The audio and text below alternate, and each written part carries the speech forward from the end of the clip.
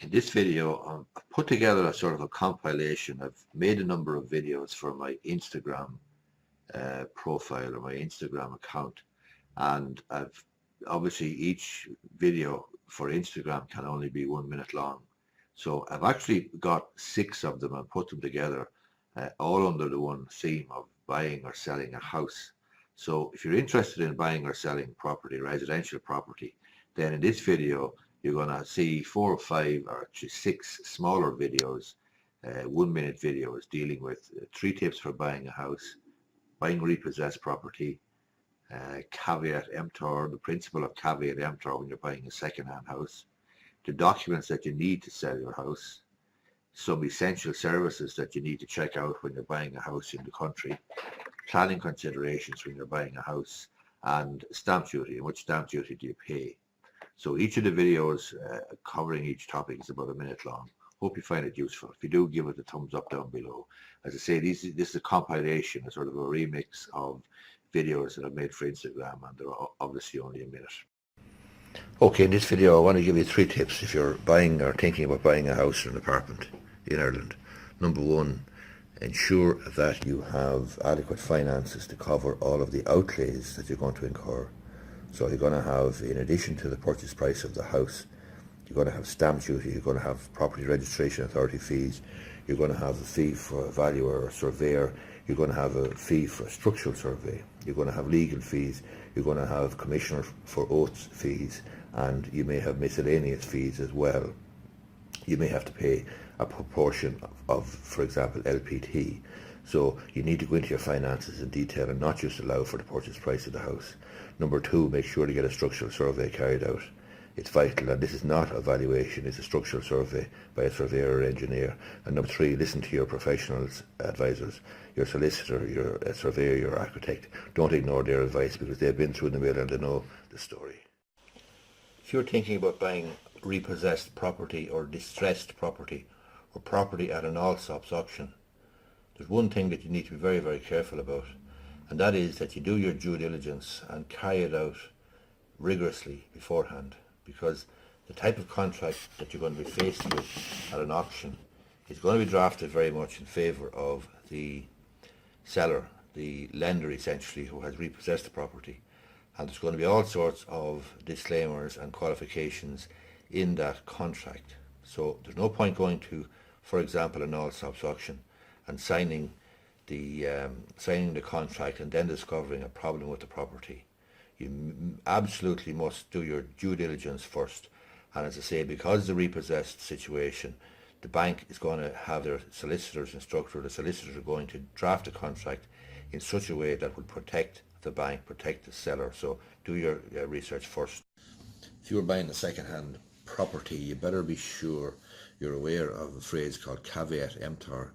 Caveat emptor means let the buyer beware. It's a Latin phrase, and essentially it means that if you're buying a second-hand property, you buy it in the state and condition that you find it in. So it's very, very important to carry out a structural survey and carry out your research and due diligence before you sign the contract, because if it's a second-hand house, you really have no comeback. You, as I say, are assumed to have carried out the various checks and balances that you need to ensure you're buying a house, or you know exactly what you're buying, and therefore you know that the structural position that it's in and the condition that it's in is as you have found it. So you can check out more of my videos on my YouTube channel.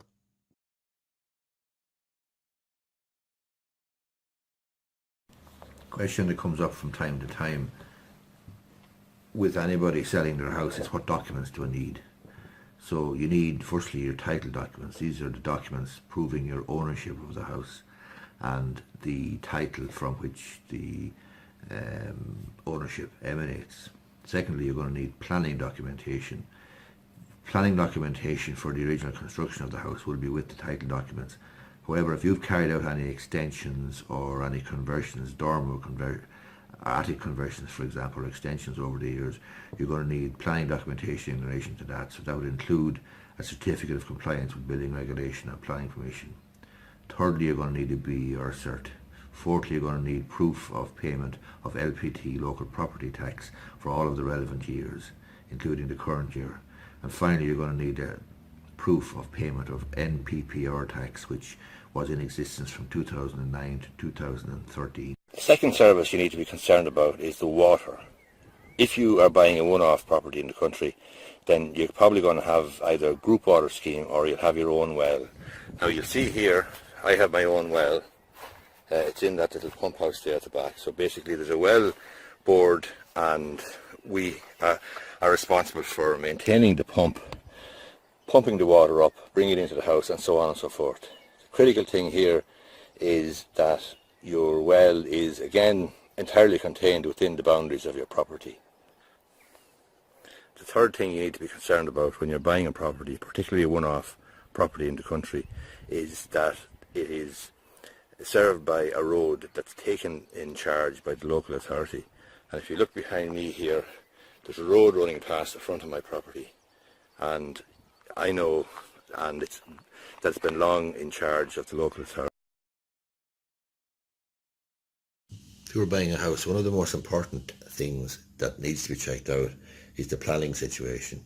You need to be absolutely satisfied that the property in question has the correct planning permission, that any extensions or renovations or any works that were carried out have obtained planning permission. And so at the end of the day, you're going to need certificates of compliance with building regulations and certificates of compliance with planning permission. And if a particular development, for example, a small conversion perhaps of a conservatory or something like that, or a porch, is exempt, well then you need a certificate of exemption from planning permission from a properly qualified architect. All these certs also should be coming from architects who have professional indemnity insurance. You can check out more of my videos on YouTube in relation to purchasing or selling property in Ireland. If you're buying a house and the cost of the house, the price of the house is less than £1 million, then the stamp duty that you pay is 1%. Over £1 million, it's you pay 2% on the excess of £1 million. If you're buying a commercial property, it's 6% stamp duty. And if you're buying, or if you're taking on a lease of a premises, you pay stamp duty on the premium if there is a premium. And if there's no premium, then you just pay 1% of the average annual rent. So if the average annual rent is 40 grand, then you pay 1% of 40,000 in stamp duty. So 1% for residential, 6% for commercial or non-residential, and 1% for the average annual rent in a lease, a commercial lease. There's no stamp duty on residential lease.